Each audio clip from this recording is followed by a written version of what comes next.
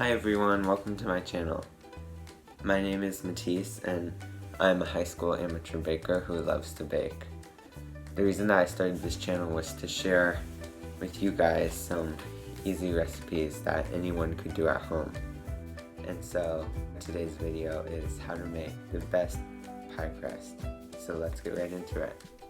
To make this recipe, you're going to need 2.5 cups or 350 grams of all-purpose flour, 1 teaspoon of granulated sugar, 1 teaspoon of salt, 1 cup or 2 sticks of cold salted butter cut into squares, 1 teaspoon of vinegar mixed with 1/4 cup to 1/3 cup of cold water, or about 2.5 ounces. The amount of water depends on where you are. And finally, 1 cold egg lightly beaten, and this helps to make the dough not crumble when you roll it out, and it makes the dough good for design work. The first thing that you want to do is take your flour, sugar, and salt and combine it in a food processor. Then, one piece at a time, add your cold butter to the food processor, pulsing after each addition. You can do this without a food processor using a pastry cutter or a fork, but I would try to not use your hands if possible, because it's important to keep this as cold as possible at all times so that the butter doesn't melt into the flour. And so at this point it should be looking nice and crumbly, and so then with the food processor running, add in your egg and then water until it starts to clump together and form a ball.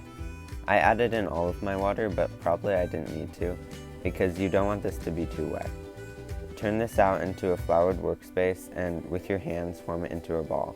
Then divide that into 2 and wrap it in plastic or seal it in a plastic bag and put it in the fridge for at least an hour or even overnight.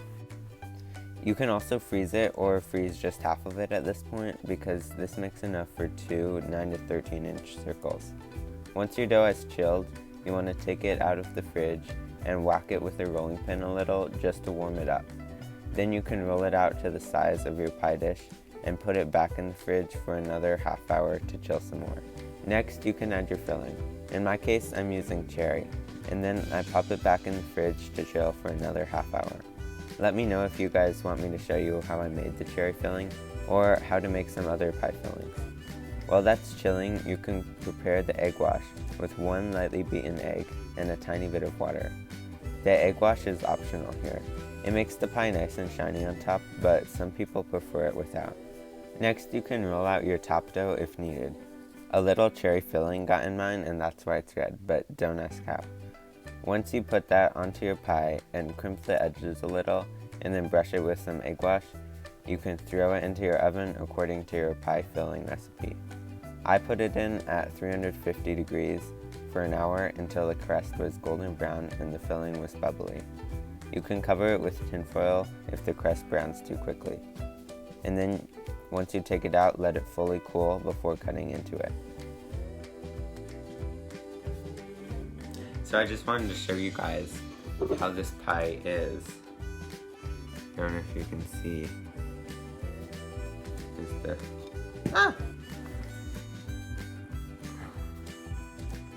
I'm not gonna eat that part, don't worry.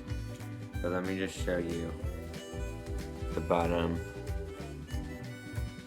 is nice and crisp, even though it has this wet cherry filling.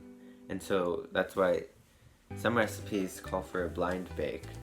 And when you're doing a pie with crust on top and bottom, it's harder to do that. But with this pie crust recipe, you don't need to do that, because it keeps the filling from soaking in too much of the pie and the bottom is nice and crisp. So I'm going to just break off a piece of the crust.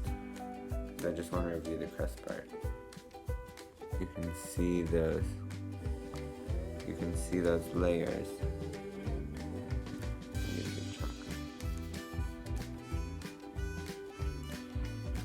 It's nice and crispy. Buttery, flaky, and crisp. Perfect for any filling, really. In this pie crust, it will change how you can make pies. So I hope you guys enjoyed today's video. If you did, you can subscribe to this channel, leave me a like, and tell me what you guys want me to make next. Thanks for watching.